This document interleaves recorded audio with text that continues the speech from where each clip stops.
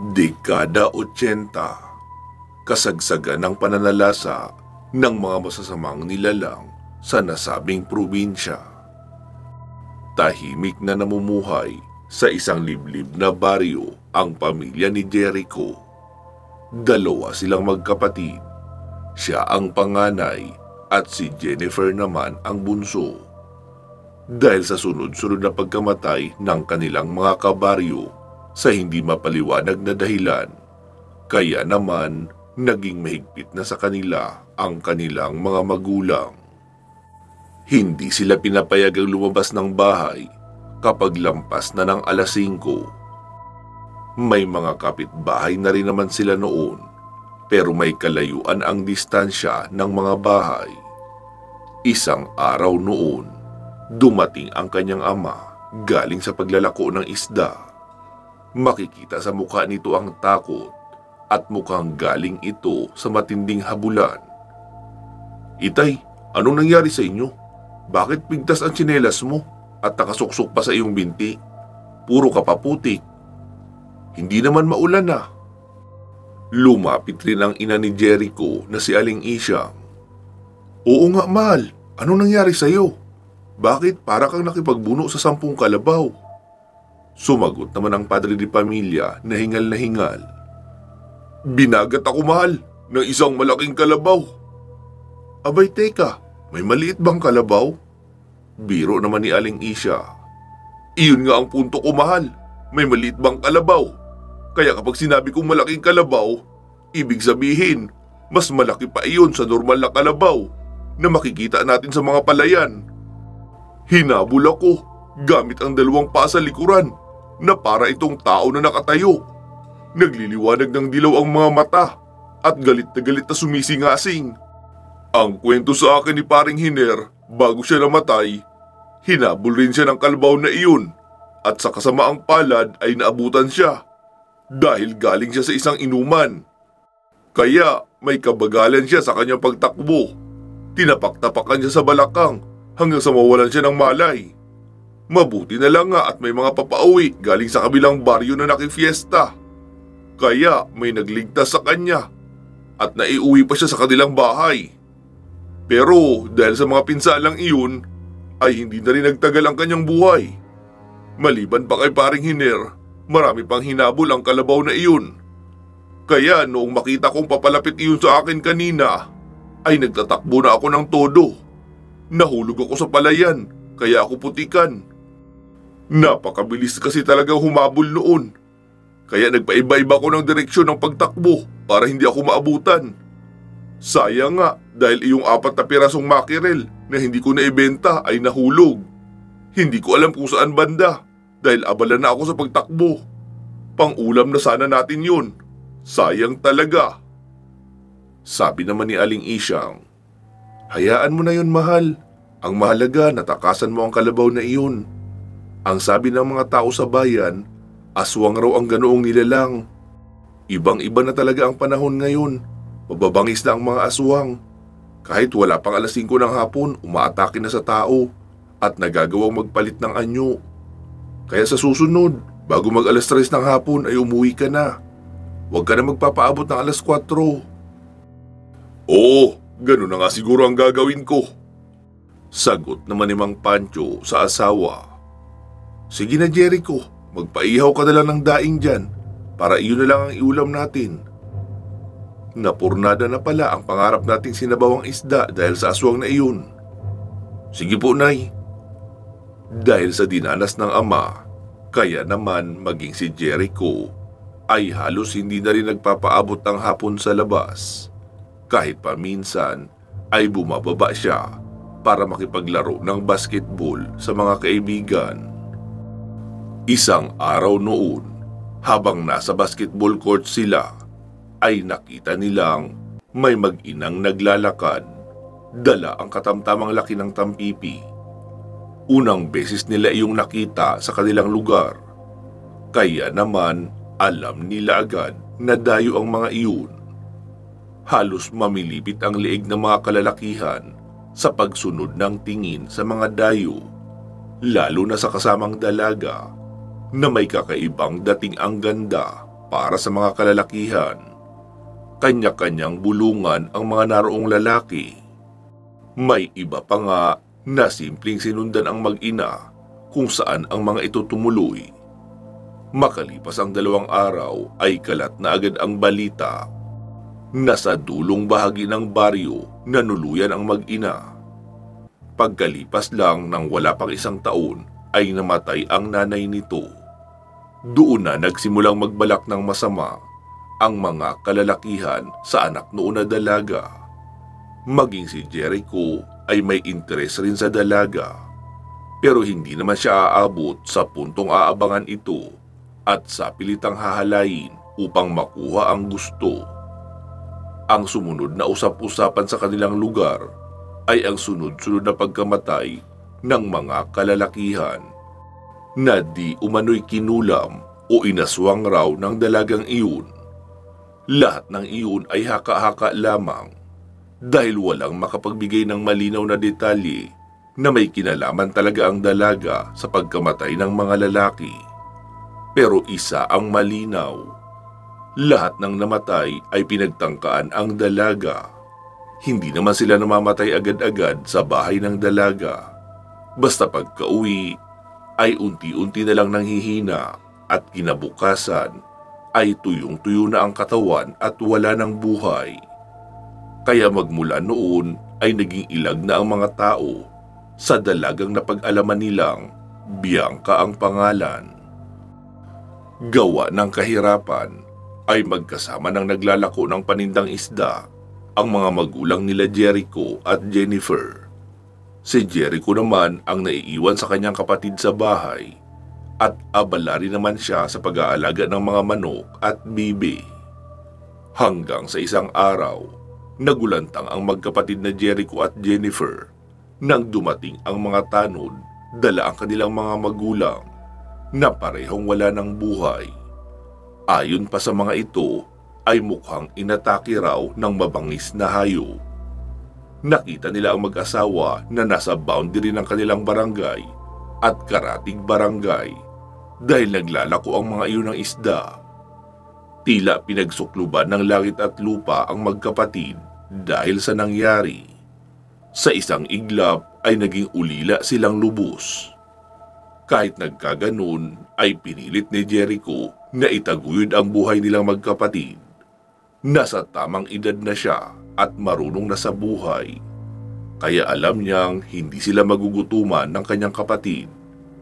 Sa kabila ng kumakalat na tsismis tungkol sa dalaga, ay likas pa rin na kinahuhumalingan ng marami ang dalagang si Bianca dahil sa taglay nitong ganda na walang kupas. Halos lahat ng lalaki sa baryong iyon ay nagkakagusto sa kanya.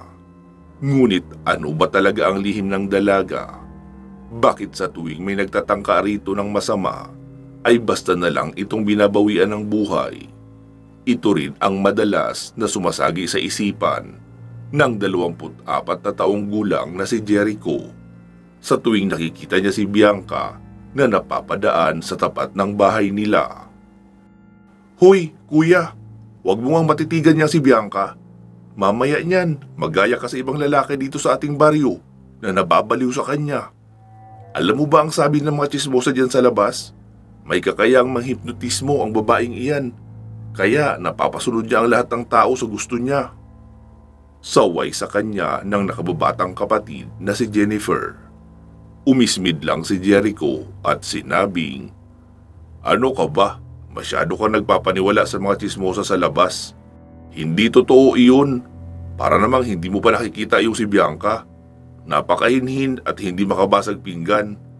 Ang sabihin mo, naiinggit lang ang mga kapitbahay natin na mga mukhang tulya. Kaya sinisiraan nila ang dalagang iyon." "Hay, ewan ko sa'yo kuya. Saka ka pa maniniwala kapag isa ka na sa mga napahamak. Di ba nga ang balita, marami nang napatay ang dalagang iyan?" Wika ng kapatid at tinalikuran na siya na nagpunta sa kusina. Alam ni Jericho na may ibang rason kung bakit ganoon ang chismis na kumakalat patungkol sa dalagang si Bianca. Kaya iyon ang kailangan niyang matuklasan. Simula nang makita niya si Bianca, ay nagkaroon na rin siya ng pagtingin rito. Pero wala siyang lakas ng loob na basta na lang lumapit at magpahayag ng nararamdaman. Alam niyang hindi talaga taga sa kanila ang dalagang si Bianca dahil naroon din siya sa basketbolan noong una itong dumating sa kanilang lugar. Kasama ang ina nito at sa kasamaang palad, wala pang isang taon ay namatay ang ina nito kaagad. Walang ama si Bianca. Namatay na din daw iyon bago pa sila lumipat, kaya hindi mapigilan ni Jericho na maawa sa dalaga. Dahil maliban sa biglaan itong naulila sa ina, ay nag-iisa na lang ito sa buhay. Naisip niya na sana man lang kahit may makipagkaibigan rito para hindi gaanong malungkot ang buhay ng dalaga. Nagdesisyon si Jericho na makipaglapit sa dalaga. Isang araw, noong nakita niya itong papunta sa isang tindahan para bumili ng kung anong kailangan, ay agad niyang sinundan. Alam niya kasing kasalukuyang may kalalakihan na nagiinuman sa tabi ng nag-iisang tindahan na malapit sa kanilang bahay. Pagkarating niya roon, ay narinig niya na ang iba't ibang pahaging ng mga kalalakihang naroon. Agad siyang lumapit at sinabing, "Ano ba kayo? Kalalaki niyong tao? Parang mga babae ang bunganga niyo. Putak kayo ng putak at puro pambabastos lang naman ang alam niyo sabihin. Inaano ba kayo ng babaeng ito para pagsalitaan niyo ng kung ano-anong kabastusan? May malaswa ba kayo nakikita sa kanya para kusang mawala ang paggalang niyo sa isang babae?" Singhal niya sa mga ito. Noong may isang tatayo para sana patulan siya, ay agad niya iyong nilapitan sabay sabing, "Ano, gusto mong mamahinga ng buong magdamag sa kulungan ng barangay?" Napatingin ang lalaking iyon sa kasamahan sa inuman na taga roon mismo. Umiiling-iling iyon na parang sinasabing wag nang patulan, kaya naupo na muli ang lalaki at hindi na umimi. Ang totoo, isa sa mga aktibong volunteer ng barangay si Jericho at pinagkakatiwalaan siya ng barangay kapitan nila, kaya kaya niyang magsaway ng mga lasing o nag-aamok sa kanilang lugar. Noong nakuha na ng dalaga ang binili nitong sabon at shampoo, ay agad nang naglakad papaalis. Sinundan naman iyon agad ni Jericho.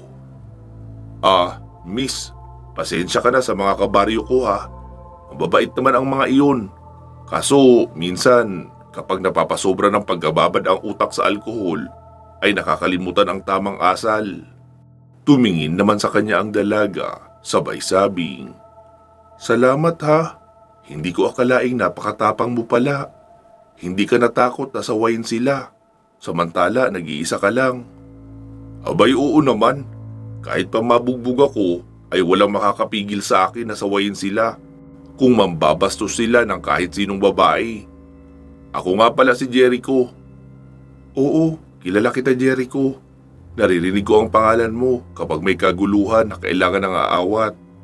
Ako naman si Bianca at sigurado akong alam mo na rin iyon."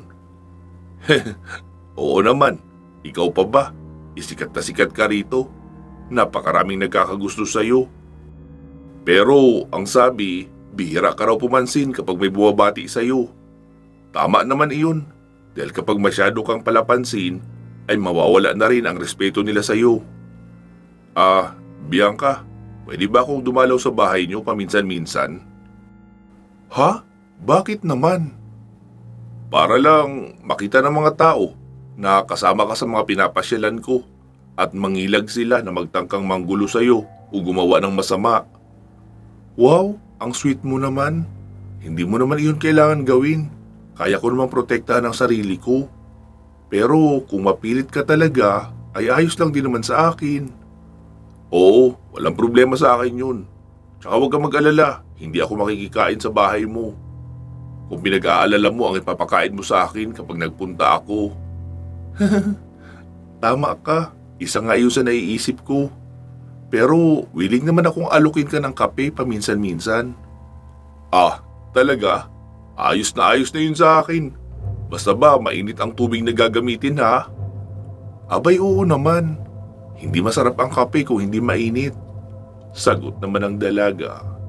Magmula sa araw na iyon ay halos araw-araw nang dinadalaw ni Jericho ang dalaga sa bahay nito sa may dulong bahagi ng kanilang baryo. Nakikita niyang may napaglilibangan naman ang dalaga kahit papaano. Mahilig ito sa bulaklak at iba pang halamang herbal.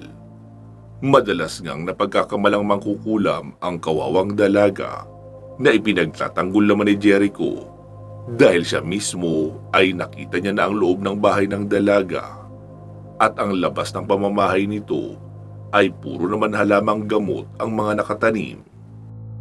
Isang araw, habang nasa tindahan nakatambay, ay napagawi rin doon ang isang dalagang kababata ni Jericho na si Arlene. Alam mo Jericho, nagdududa na talaga ako. Sa tingin ko, may gusto ka sa babaeng iyon. Kaya mo siya palaging ipinagtatanggol sa mga nagkikwentuhan laban sa kanya. Baka naman, nagayuma ka na ng makukulam na iyon. Wika ng kaibigan niyang si Arlene. Kaya naman, natatawa lamang na tinanggihan ito ni Jericho. Hindi yan totoo ah. Naaawa lang talaga ako sa kanya. Ulila na nga at mag-isa sa buhay, sinisiraan pa kahit wala namang basihan. Sus, wag ka na nga magkaila. Halata ka naman masyado eh. Wika nito, kaya hindi na lamang nakipagtalo pa ang binata. Hindi rin naman siya mananalo rito sa debate kung iyon talaga ang gusto nitong paniwalaan.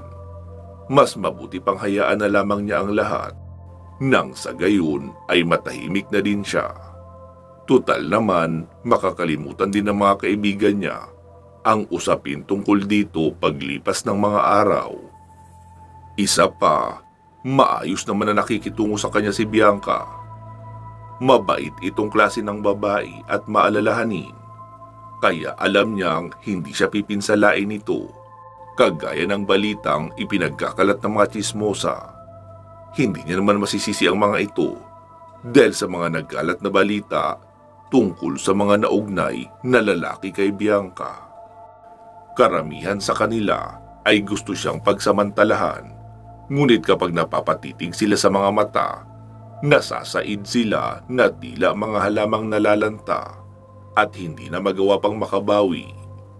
Kampante naman si Jericho na hindi siya mapapahamak dahil wala siyang balak gawa ng masama ang dalaga. Oo nga at nagkakagusto na rin siya rito, pero minabuti niyang tanging pagkakaibigan lang ang nais niyang mamagitan sa kanila. Maliban roon, may ibinigay siyang regalong salamin kay Bianca, kaya kung tumingin man ito sa kanya, ay may harang ang kapangyarihan na maaaring manggaling sa mga mata nito. Akala niya nga na magmumukhang matandang masungit na prinsipal ang dalaga sa salamin na kanyang ibinigay.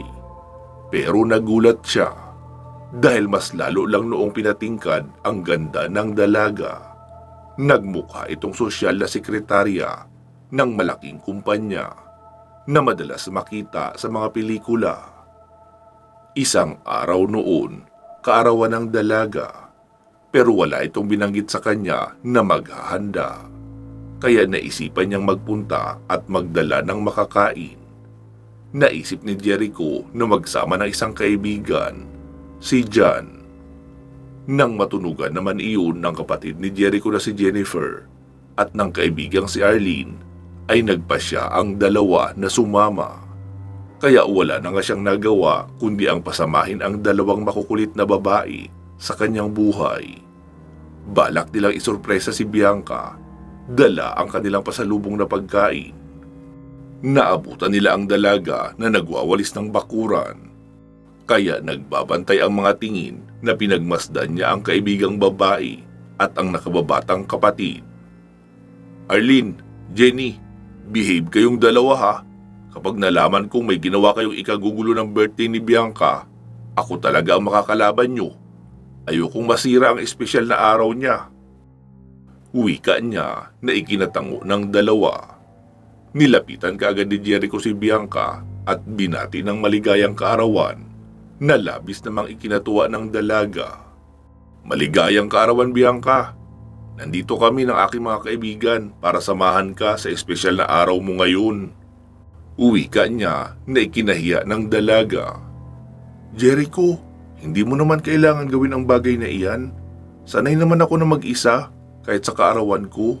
Kaya ayos lang kahit walang handa. Uwi ka niya na ikinangiti ng binata. Alam mo, Bianca, kung naiilang ka sa akin dahil sa mga naglalabasang chismis sa baryo natin tungkol sa'yo, ang masasabi ko lang, huwag kang magpa-apekto roon. Hindi naman kami naniniwala. Alam namin na mabait kang tao, kaya kami narito para maging kaibigan mo. Wika ng binata na hindi naman maiwasan ang mapatitig kay Bianca. Sa hindi maipaliwanag na dahilan, mas lalong umusbong ang ganda ng dalaga sa araw na iyon. Mas naging mapupula ang mga labi at tuwid na tuwid ang buhok na animoy modelo ng shampoo. Sabi naman ng dalaga, huwag na nating pag-usapan ang mga bagay na iyan kung pwede. Hindi kasi ako komportable. Wika niya at sinubukang bumaling sa ibang bagay. Sakto naman na lumapit sa kanila sina Jennifer habang naghihintay naman si Arlene sa may pinto. Maraming salamat nga pala sa pagpunta nyo dito ha, Jen at Arlene. Hindi ko akalaing magagawa niyo akong samahan sa birthday ko. Wika niya na ikinataas naman ang kilay ni Jennifer. Alam mo, Bianca, huwag kang masyadong assuming. Hindi kami nagpunta rito para sa birthday mo. Sinamahan lang namin si kuya ko. Saan ba may tindahan dito nang makabili ng makakain? Palibhasa, masyadong liblib ang lugar na ito eh. Pwede na ngang tirhan ng aswang. Aniya na ikinasinghal naman ni Jericho. Pwede ba, Jen? Ipreno mo naman yung bibig mo. Wala tayo sa bahay para magaganyan ka. Angil niya na ikinakibit balikat lang ng kapatid. Hinawakan naman siya ni Bianca sa balikat at pinakalma. Hayaan mo na, Jericho. Huwag mo nang pansinin. Ayos lang ako. Sanay na ako sa ganyan. Wika ng dalaga na ikinakibit balikat lang ni Jennifer. Naaartihan siya sa kilos ni Bianca. Kaya kailangan nila maghanap ng pwedeng palusot para makalabas na ng bahay ng dalaga. Aalis na kami, kuya. Pabaliwala niya sambit sabay alis ng bahay.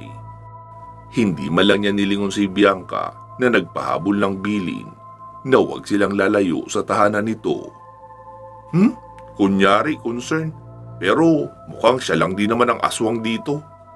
Wika ni Jennifer sabay irap. Hinila na niya si Arlene at nagtatawanan pa sila ng umalis papalayo sa tahanan ni Bianca. Sinubukan nga nilang maghanap ng tindahan. Lumiko-liko sila sa ibang pasikot-sikot hanggang sa may makita silang shortcut papunta sa panibagong iskinita. Maya-maya pa ay may nakita silang lumang bahay na hindi nila alam kung may tao pa ba o wala. Mukhang exciting to ah. Ano kaya kung mag-ghost hunting muna tayo? Aya ni Arlene. Natawa naman si Jennifer at nauna na sa paghila sa kaibigan papasok sa nasabing bahay. Alam mo ba ang kwento sa akin ng kapitbahay namin? Panimula ni Arlene na ikinalingon ni Jennifer. Hala, ano ba yun? Tanong ng dalaga. Alam mo bang may nakatirang matandang babae sa bahay na ito dati? Isa raw iyong aswang. Bulalas ni Arlene na ikinalaki ng mata ni Jennifer. Hala siya, sigurado ka? Tanong nito na hindi maiwasang kilabutan sa mga narinig na kwento ng kaibigan. Sabi pa ni Arlene, dati daw ay kinakatakutan ng mga tao ang bahaging dulo ng baryo. Marami ng babae at mga batang nawawala sa nasabing lugar at hindi na kailanman nakikita. Ang sabi nila, lumalabas lang daw ang babaeng matanda kapag naghahanap ng panibagong biktima. Kapag may nakita na siya, ginagamitan niya ito ng hipnotismo para mapasunod sa kanya ang mga natitipuhan. Sa loob ng bahay niya kinakatay ang kanyang mga biktima. Kinukuhanan niya ang mga ito ng laman loob at inaalay sa kanyang Panginoon para sa walang hanggang kapangyarihan. Nakakatakot naman pala iyan, Arlene. Huwag na kaya tayong tumuloy sa loob. Sabi mo, makapangyarihan ang aswang na iyon. Anong malay natin kung nariyan pala siya nakaabang sa atin para makatay tayo? Nasapo ni Arlene ang kanyang noo. Hindi naman siguro, umaga naman ngayon. Kaya malamang wala pang kapangyarihan ang aswang. Wika ni Arlene. Nagtawanan pa sila habang naglalakad papasok sa malaking bahay na kay tagal na ring naging abandonado. Samantala, sa bahagi naman nila Jericho, pagpasensyaan mo na ang kapatid ko, Bianca, ha? Hindi ko talaga maintindihan kung bakit gano'n ang babaeng iyon eh. Masyadong masakit magsalita. Aniya na ikinailing ni Bianca. Sanay na ang dalaga sa mga mapanghusgang kagaya ni Jenny. Palagi na lang siyang nakakarinig ng masasakit na salita sa tuwing napapagawi siya sa mataong bahagi ng baryo. Sa bagay tama naman sila. May kakaiba nga sa kanyang pagkatao. Hindi na din mabilang kung ilang beses siyang nakapatay. Kung ilang beses nang may nagpadala sa kanyang mapang-akit na mga tingin. Dahil siya ay isinumpa ng isang mangkukulam. Siya ang babaeng tinaguriang may gayumang ganda. Natuklasan niya ang tungkol doon nang muntikan na siyang maghahasa ng dating kabaryo sa kanilang tinitirhan. Maraming lalaki ang hindi sinasadyang naaakit sa kanyang ganda. Lahat sila ay ayaw palagpasin ang kanyang alindog. Siyempre, inosenteng tao si Bianca. Ang nais niya lang ay simple at tahimik na buhay. Pero inakyat sila ng mga hayop na lalaki para gahasain siya. Namatay ang kanyang ama sa pagtatanggol sa kanya. Dahil dito, napilitan silang mag-ina na lumipat ng bayang titirhan para makaiwas sa gulo at panganib. Ang kaso lang, hindi kinaya ng kanyang ina ang labis na kalungkutan sa paggawala ng kanyang ama. Kaya namatay din ito at iniwan na siyang mag-isa. Simula noon, naging mailap na sa kanya ang mga tao, kahit na iyong mga bago lang niyang nakikilala. Hindi pa man kasi nila nalalaman ang tunay niyang katauhan ay humuhusga na sila, kaya hinahayaan na lamang niya ang mga ito. Ayos lang ako, Jericho. Naiintindihan ko si Jennifer. Hayaan mo na. Magiging okay din siya sa akin. Sabi ko naman kasi sa'yo na huwag ka na mag-abala para sa birthday ko. Hindi naman ako nagsiselebrate talaga. Wika nito na ikinailing ng binata. Hindi naman siya papayag na ganun nga ang gawin ng kapatid niya sa kanyang kaibigan. Wala namang ginagawang masama sa kanila si Bianca. Maya-maya pa ay humahangos na lumapit sa kanila si Jan, ang kaibigan ni Jericho. Oh, tol, bakit ka humahangos? Saan ka nanggaling yan? May nangyari ba? Tanong nito na ikinatango ng binata. Oo, tol, ang kapatid mo at si Arlene. Narinig kong nagsisigawan na mukhang takot na takot. Sumbong pa nito. Nagkatinginan kaagad sina Bianca at Jericho. Hindi maiwasang mag-alala. Idinetali ni Jan na sa may lumang bahay nang gagaling ang mga sigawan. Natakot naman ang dalawa. Halos hindi na nga siya nakapagpaalam kay Bianca na sumunod din naman kaagad sa kanila. Tinalunto nila ang pinagbumula ng mga ingay at palahaw. Narating nila kaagad ang sadyang lugar. Walang bakuran ang bahay na abandonado. Walang ilaw at walang kahit katiting na halaman sa paligid maliban sa mga talahib at ligaw na damo. Gayunpaman, nakakasiguro sila na may tao sa loob. May umuungol kasi sa loob ng bahay. Nagmadali sila sa pagsilip at napasinghap sa tagpong kanilang nakita. Nasa kalagitnaan ng pagkumbabaw sa isang walang malay na biktima, ang isang babaeng tila taong grasa. Kitang-kita nila iyon dahil maliwanag naman sa loob ng bahay. Kinabahan si Jericho na baka ang kapatid niya na ang inaatake ng babaeng iyon. Kaya sinubukan niyang sumigaw para maagaw ang pansin nito, na hindi naman pinakinggan ng nilalang. Sa katunayan, umangi lamang ito At hindi na nga nagawa pang pigilan ni Jericho si Bianca. Pumasok na ang dalaga sa loob at nag-isip ng paraan para malapitan ang nilalang. Si Jericho naman ay nanatiling nakasilip na ikinainit ng ulo ng aswang. "Sino ang hayop na nakasilip sa akin? Nararamdaman kita panghasga!" Singhal ng matandang aswang. Kilabot at sindak ang naramdaman ng binata. Umatras siya at hindi na nagawa pang makapagsalita nang maramdaman niyang lumibot ng tingin ang aswang at mukhang papalapit pa sa kanya. Sabi pa nito, sino daw ang lapastangang naninilip sa kanya? Kahit magtago pa daw sila, ay naaamoy niya ang dugo nila at pwede silang tanggalan kaagad ng laman loob sakaling magkamali sila ng galaw. Pakiramdam ni Jericho ay natuyuan siya ng laway dahil sa labis na kaba. Hindi niya magawang magsalita. Tapos nasindak pa siya nang lumabas ang aswang at nanlilisik ang mga mata na nakatingin sa kanila. Animoy alam ng nilalang kung nasaan sila banda. Aniya, isang malaking pagkakamali ang ginawa nila Jericho na pagtrespass sa lugar na pagmamayari ng iba. Hindi raw sila dapat nakikialam o nanghihimasok sa pribado niyang buhay. Si Jan naman ay naistatwa sa labis na sindak. Kaya ginawa niya ang lahat na pwede niyang gawin para makapagsalita. Manang, kung sino ka man, baka bakawalan mo na ang kapatid ko. Huwag mo naman siyang idamay dito. Ayoko siyang mapahamak." Nanginginig niyang wika, ngunit napatalon siya sa gulat nang makitang kay bilis namang dumating ni Bianca at binulungan siya. "Kahit kailan ay huwag na huwag kang makikiusap sa aswang. Hindi mo alam kung ano ang pinapasok mo. Hayaan mo ako makapag-areglo sa kanya. Tapos ikaw, hanapin mo na lang si Jenny at Arlene sa itaas ng bahay. Malakas ang kutob kong doon sila itinago ng aswang." Wika sa kanila ni Bianca. Tumango naman kaagad si Jericho at umalis na kasama si Jan.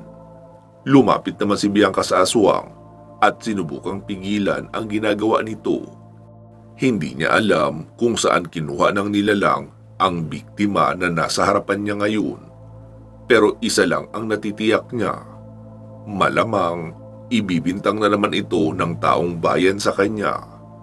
Tinanggal niya ang suot na salamin. Tinignan niya ang aswang at sinubukang akitin gamit ang sumpa na nakadikit sa kanya. Ngumisi ang aswang at nang aasar na nagsalita. Akala mo ba matatakot mo ako dyan sa ginagawa mo? Na isusuko ko ang kapatid ng lalaking kasama mo? Nagkakamali ka. Magkakamatayan tayo ngayon." Singhal nito sa kanya. Hindi nakapiyok si Bianca nang umatake na sa kanya ang aswang. Nagulat siya dahil kahit umaga pa ay nagawa na nitong magbago ng anyo. Kaya napagtanto niyang ang nasabing nilalang ay isang gabunan. Mahinang umusal ang mga kataga si Bianca. Maliban sa kanyang natatanging kagandahan, ay kaya niyang magpakawala ng masasamang salita na pwede ring ikasakit ng kanyang kapwa. Walang sino man ang nakakaalam na isa rin siyang buyagan. Kaya ganoon na lang ang kanyang pagkakampante na magagawa niyang depensahan ang kanyang mga kaibigan sa bingit ng kamatayan. Nagsagupaan na sila ng aswang at hindi na naisip kung magiging maingay ba ang kanilang pagbabaliyahan. Basta ang alam ni Bianca, medyo dihado siya dahil magaling makipaglaban ang aswang. Naunahan siya ng mga pagkalmot nito at tila isa siyang pagkain na malapit ng tangayin. Nagpagulong-gulong sila sa lupa, kaya sinubukan niyang titigan ang aswang sa mga mata. Dasal niya lang na tumitig sana ito sa kanya pabalik at siya naman ang makakalamang. Kailangan lang niyang mag-concentrate para masaktan ang kalabang aswang. Ilang sandali lang napansin niyang nagkakaepekto na ang may gayuman niyang ganda. Nagtatagis na ang bagang ng kanyang kalaban na naglalabasan na ang ugat sa pisngi nito. Maging ang ilong ay dahan-dahan ang nilalabasan ng dugo. Nasapo ng aswang ang kanyang ulo nang makaramdam siya ng nakakamatay na sakit. "Anong ginagawa mo sa akin?" Nanghihinang wika nito na ikinailing niya lang pero hindi pa din niya itinigil ang pagtitig sa matanda. Alam niyang mas mabagsik at nakakalason ang kanyang kapangyarihan kaya hindi siya papayag na hindi nito matikman ang matamis niyang ganti. Animoy hinihigop ang enerhiya ng matandang aswang habang pinagmamasdan ang kanyang katawan na dahan-dahang nagbabago ang kulay at unti-unti nang bumabagsak para na itong halamang nalalanta hanggang sa tuluyan na nga itong mamatay. Nang bumagsak naman ang aswang, siya namang pagbaba nina Jericho, John, Arlene at Jenny sa hagdanan. Nanghihina pa ang dalawang babae, lalo na si Jenny. Kaya kinakailangan na siyang dalhin kaagad papauwi sa bahay nila. Hindi na din nakasama si Bianca sa pag-uwi ng magkakapatid. Naiwan na siya sa kanyang bahay sa pakiusap na din ni Jericho. "Huwag ka na sumama sa amin, Bianca. Ayokong kuyugin ka ng mga tao at pagbintangan pa ng kung ano-ano. Ikaw ang nagligtas sa amin at baka iba pa ang sabihin ng mga tao." Wika nito na iginasang-ayon naman ni John at Arlene. Sa katunayan, nahihiya si Arlene sa ugaling ipinakita nila kanina kay Bianca. Walang ibang ginawa sa kanila ang dalaga kundi ang tratuhin sila ng maayos. Gayong totoo naman talaga ang sinabi ni Jericho na mabuting tao ang dalaga. "Pasensya ka na sa ginawa at inasal namin kanina ha.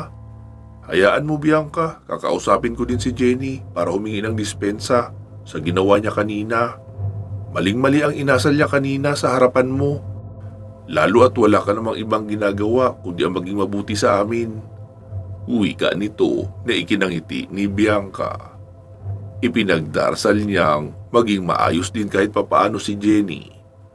Pagdating sa kanilang tahanan, naging balisa na naman si Jenny. Hindi ito makatulog at babaling-baling sa kanyang higaan. Ang init ng paligid niya, kahit pa nakabukas naman ng malaki ang bintana at may hangin na pumapasok. Bumangon ang dalaga at nakiramdam. Hindi pa siya nakapagpasalamat sa ginawang pagliligtas sa kanya ni Bianca.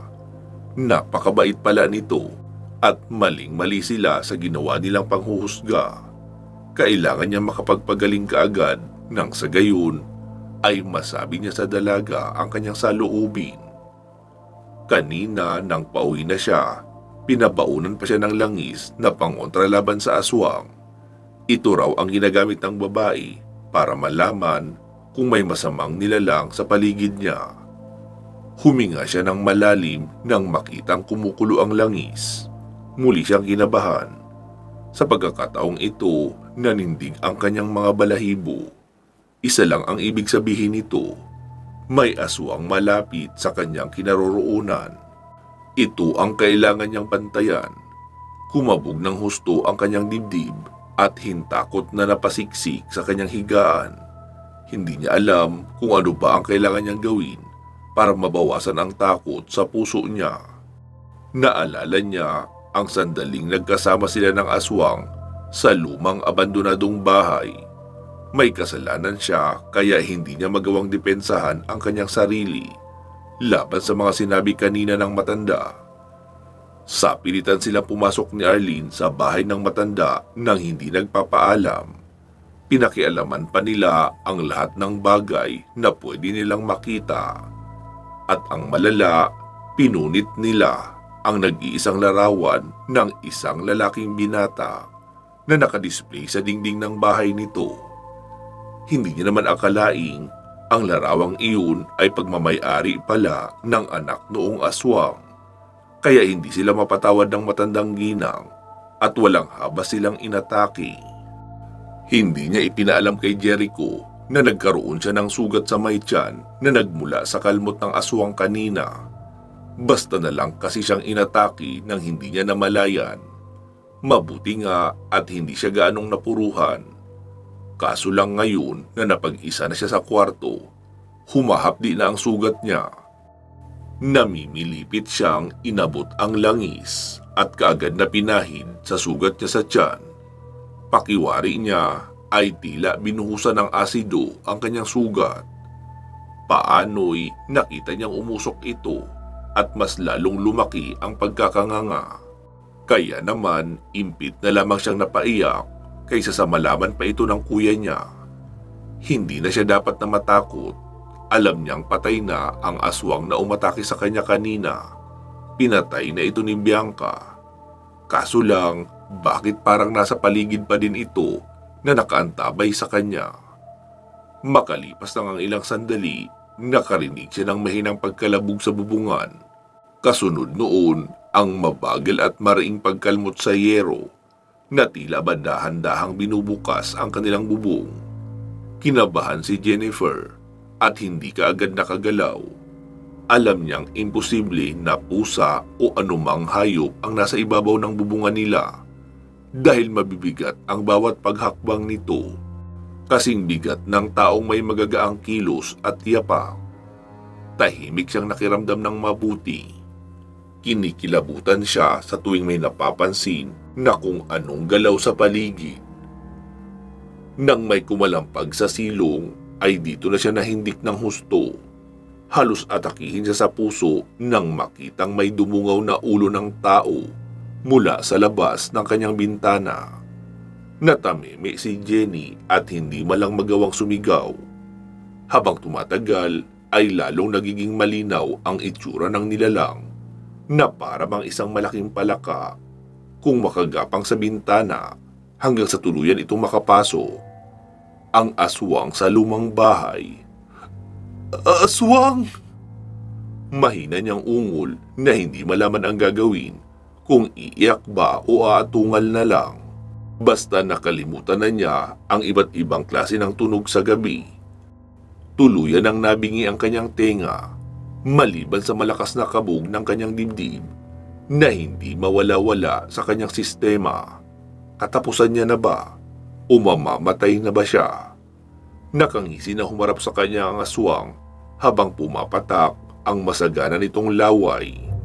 Ang mas nakasisindak pa ay ang buhaghag nitong buho habang nakalitaw ang matutulis na mga kuko.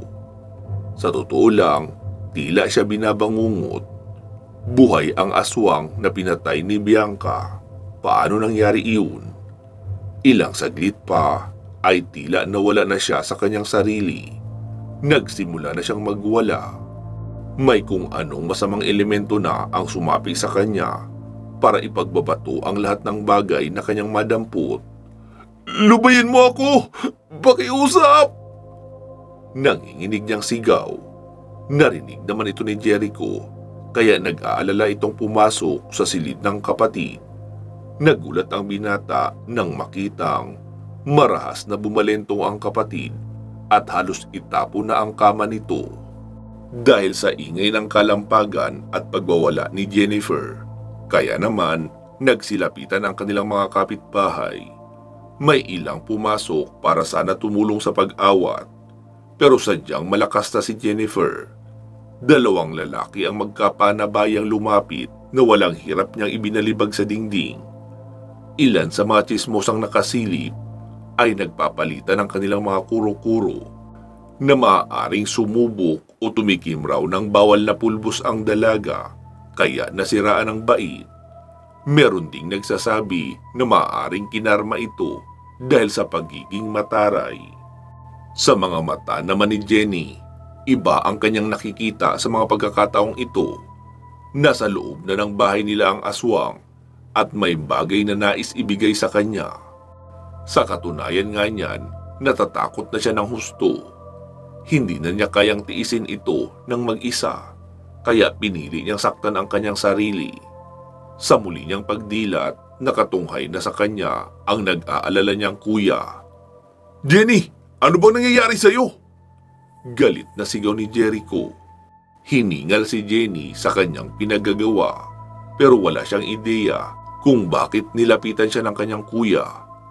Kuya, ano ginagawa mo sa kwarto ko? Hintakot niyang tanong. Pinagpapawisan na siya ng malapot. Napansin niya na may hawak na siya sa pagkakataong iyon. Isang kulay itim na bato na makintab na parang kumikislap. Mas maliit nga lang ng 3 beses kaysa doon sa kanyang nakikita sa kanyang bangungot. Napaiyak si Jennifer ng tuluyan.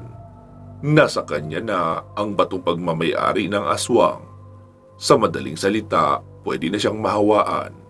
Ang ikinakatakot pa niya, pwede niyang ikamatay ang dugo ng aswang na maaaring nananalaytay na sa kanyang katawan. Kaya naman hindi na siya mapakali. "Kuya, tulungan mo ako! Anong gagawin ko?" Nagtaka si Jericho sa sinasabi ng kapatid. Ipinaliwanag kaagad ng dalaga na may nagawa siyang kasalanan, kaya para na siyang hinahawaan ng pagkaaswang. Hintakot naman na napatitig sa kanya si Jericho. Alam niyang kailangan na nila ng tulong ng iba. Halimbawa rito ay si Bianca. Napatingin si Jericho sa kanyang kapatid at sinabi ang nasa isipan. "Kailangan natin puntahan si Bianca." Wika niya na ikinailing ng kapatid. "Kuya, hindi ko kayang pumunta sa bahay ni Ate Bianca. Nanghihina ako. Hindi ko pa kakayaning maglakad ng ganun kalayo." Maya-maya ay basta na lang siyang sumuka at nangisay. Nataranta sa labis na takot at pag-aalala si Jericho. Mabuti na lang, saktong-sakto talaga sa pagdating si Arlene na may dalasan ng pagkain para sa magkapatid. "Oh, anong nangyari kay Jen?" Nagtataka nitong tanong. Napalunok si Jericho at nagpa siyang magpaalam kay Arlene. "Arlene, pupuntahan ko lang si Bianca. Kailangan ko siyang makausap. Ikaw muna ang magbantay kay Jen, ha?" Tumango naman ang dalagang si Arlene. Jericho, nakita ko si Jen. Kasama ko siya ngayon. Isama mo na lang siya. Nariyan lang siya sa labas." Wika ni Arlene na ikinatango naman ni Jericho. "Sige, salamat." Mabilisan lang ang ginawa nilang pagkuha kay Bianca. Hindi naman tumanggi ang dalaga na sumama sa 2 binata. Habang naglalakad, panay ang pagtatanong ni Bianca kung ano ba ang nangyari kay Jenny. Ikinuwento niya ang biglaang pagkakasakit ng kanyang kapatid at ang sinabi nitong nais daw na panghahawa ng isang aswang sa kanya. Biglang napatigil sa paglalakad si Bianca. "Teka lang, Jericho, bakit ako ang kinuha mo? Ano ba talagang nangyari? Hindi ba dapat isang albularyo ang hinihingian mo ng tulong ngayon?" Wika ng dalaga, kaya naman nakiusap si Jericho. "Baka naman may kaunti kang alam sa kung ano ang nangyayari sa kanya, Bianca. May tiwala kami sa iyo. Sana tulungan mo naman kami."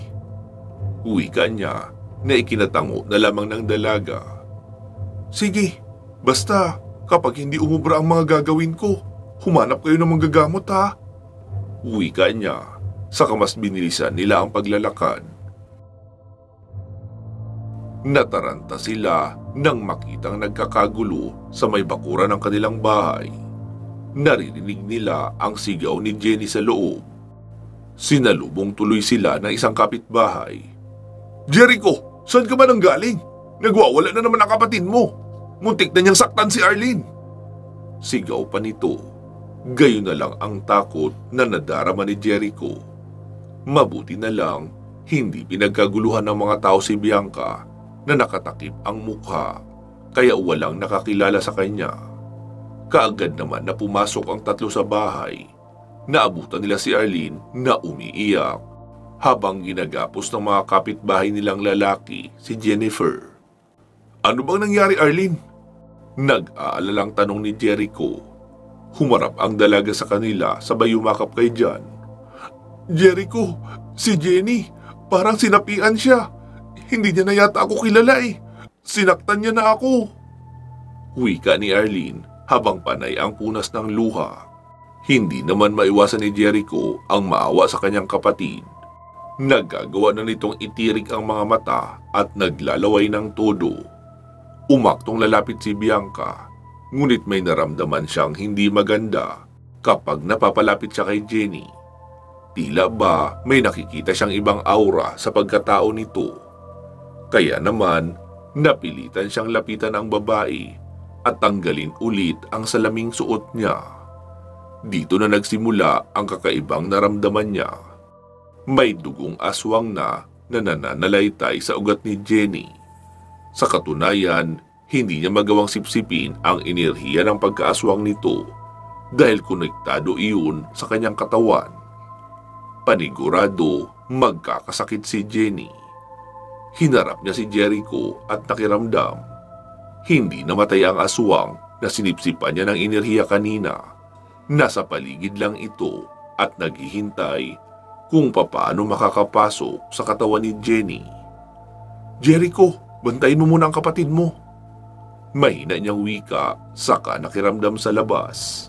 Binulungan niya muna ng orasyon si Jenny bilang isang buyagan, kaya kahit papaano, napakalma niya naman ang dalaga. Kung kanina ay nagagawa nitong magwala, ngayon tahimik na lang itong nakatingin sa kanila. Niwala ng pinapakawalang angil o kahit mabangis na reaksyon. Lumabas na siya ng tuluyan at nagtungo sa likod bahay. Alam niyang doon matatagpuan ang aswang na gumagambala kay Jenny. "Aswang, lumabas ka na riyan." Mahina niyang wika. Makalipas na ang ilang sandali, nakita niyang lumitaw ang aswang sa katawang pusa.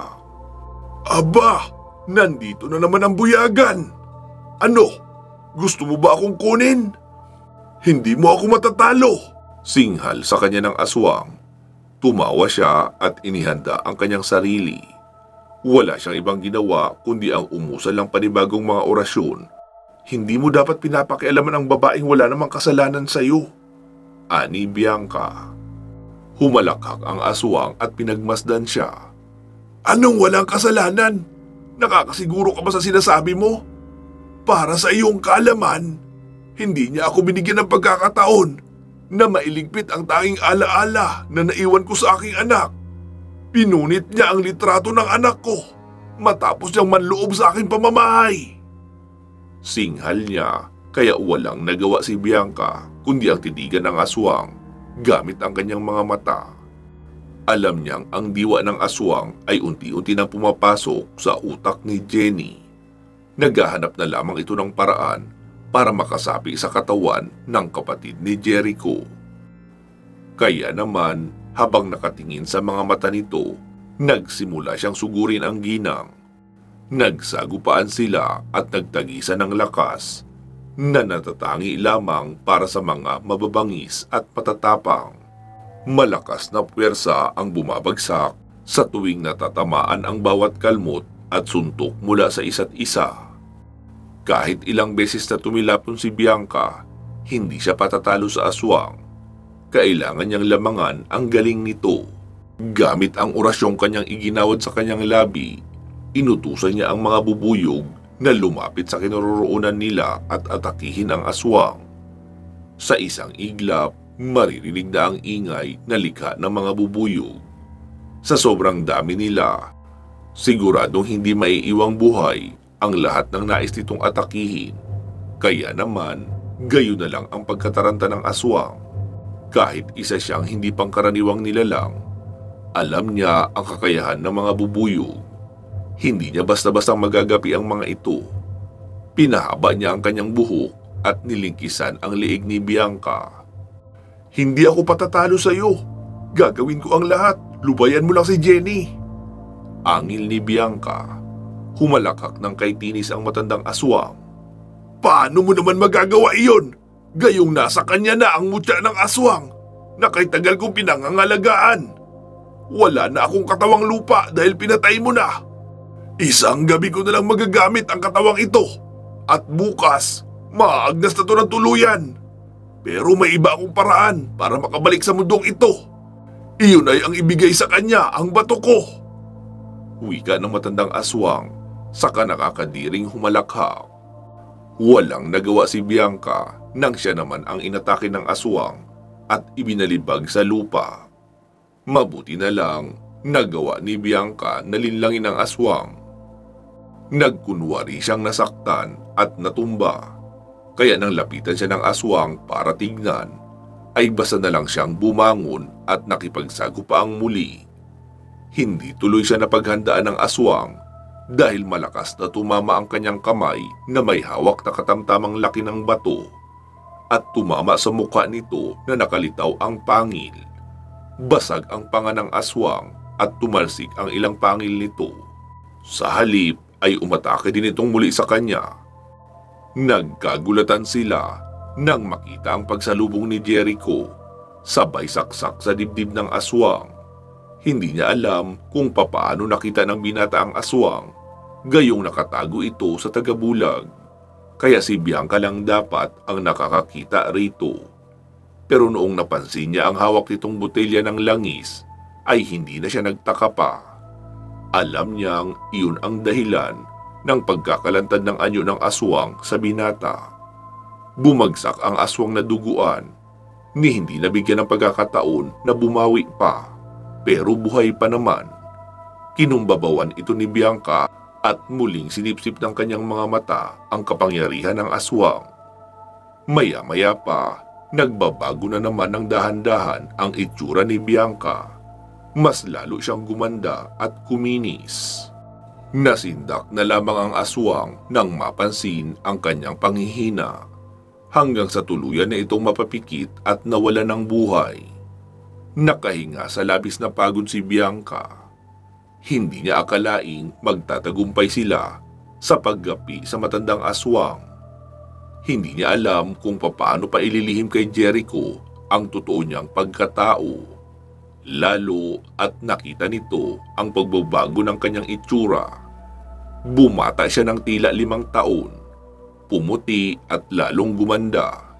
Kaya nilapitan niya kagad si Jericho at sinabing, "Jericho, magpapaliwanag ako. Hindi ako aswang, hindi rin ako mangkukulam. Isa akong biktima ng sumpa. Lahat ng magtatangka ng masama sa akin ay mamamatay, at ang enerhiya ng kanilang buhay ay masisipsip ko ng kusa at magbibigay sa akin ng karagdagang ganda at mapapanatili ako sa batang itsura. Sana huwag mo akong katakutan at layuan." Naluluhang wika ng dalaga.